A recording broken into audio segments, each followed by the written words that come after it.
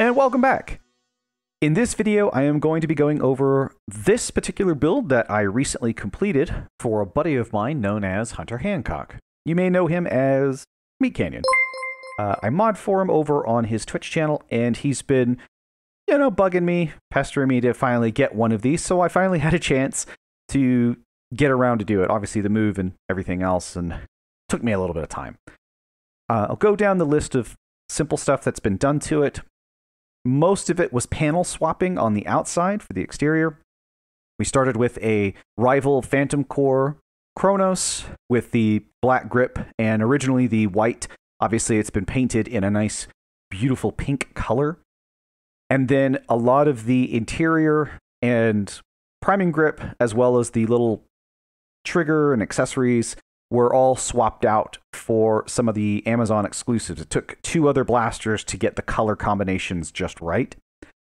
Even to the point that interior as well, it's all color coordinated, as well as the yellow barrel right there. And as well, you can see from the external, it has a worker T-pull. Internally, not a whole lot's been done. I did put a K25 into it and upgraded the O-ring to have a little bit of a better seal. Oh, I almost forgot. It does have a weighted grip as well, so it's much heftier than a stock Kronos. Blaster does shoot roughly in the 130 to 140 range.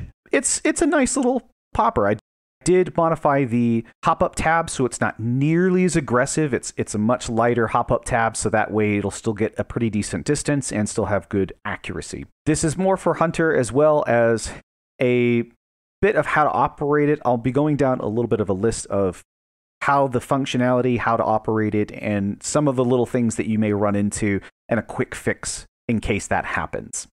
Okay, so in basic operations, this blaster has all of its internal locks still in place, mostly because it's for safety reasons. I don't want it to accidentally be, discharged while it's half primed. With this hook on the end, it's just for all safe reasons to leave everything intact like that. So for basic functionality, the first safety switch is going to be this one right here on the side. This is actually a trigger lock that prevents you from being able to pull the trigger all the way back. Obviously, if you flip it back up into the firing position, the trigger now can move. Then to operate the blaster, your breech is located right here on the top. And this is where you'll be placing the rival balls. You need to actually half prime this to be able to access the breech. So just pull back here on the T-pull. You can see it's opened up the breech. You can then place 5 of the balls just directly in, just one right on top of the other. It'll actually push it into the inner mag system, clip system, if you will. That should be 5 right there. And it usually stops. You can kind of feel the resistance. And then you can just close this back up and push it forward. So the blaster is primed right now. Like I said, if you put that into the down position, it will not allow you to fire.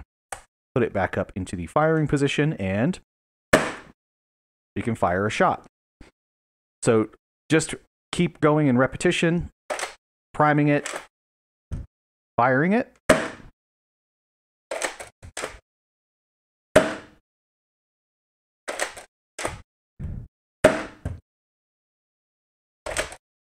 And this will be the last shot. So that'll go through all 5 shots. Now, this does have a air restrictor inside of it to help you in case you dry fire it. Try not to. It's better if you don't. But if you do, a lot of times what I'll do is I'll cover the front of the barrel right here. It acts as an additional air brake for the whole system, just to reduce any wear and tear on it. So it can get stuck sometimes if you double prime the system, and I'll see if I can't try to get it to actually stick. So you prime it like normal, and then sometimes if you prime it again, things like that, it won't allow you to push it back in. This is basically a safety lock You just have to pull it a little bit further, and then it'll actually prime all the way. And then just like that, you can just help to air brake it a little bit more if you need to dry fire it. So those are basic operations, functions.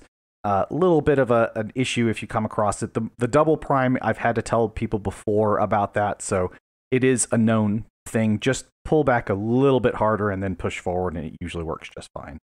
So that's a quick rundown of simple operations for this, and quick fix for something that may come up with a jam or issues with the priming mechanism. Like I said, try not to double prime it. That'll help prevent that problem. With that in mind, please, I know you might want to, but try not to shoot Tom in the face with it. It definitely could do a little bit of damage. So I hope you enjoy it, Hunter, and I will see you guys in the next one. Hey, if you made it this far, you're awesome. Don't forget to like, comment, and subscribe, and come check me out over on Twitch to keep up to date on my current mods I'm working on. I hope to see you there sometime.